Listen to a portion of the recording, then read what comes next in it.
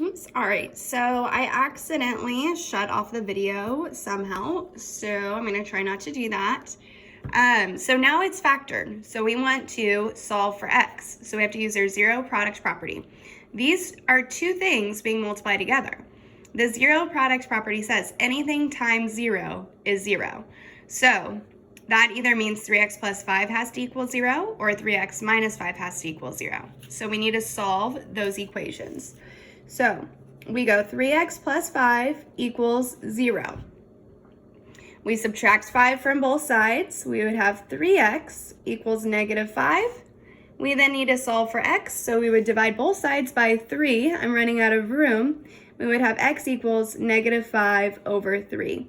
Totally fine to leave your answer as a fraction. I actually prefer it as a fraction instead of a decimal. All right, so now we got to come over here and we need to set 3x minus 5 equal to 0. So we'd have to add 5 to both sides. So we get 3x equals positive 5, divide both sides by 3, and x would equal positive 5/3. Yes, our answers are opposite. No, that will not always happen. Okay, so again, first thing we did was set the problem equal to 0. Second thing we did, factor it.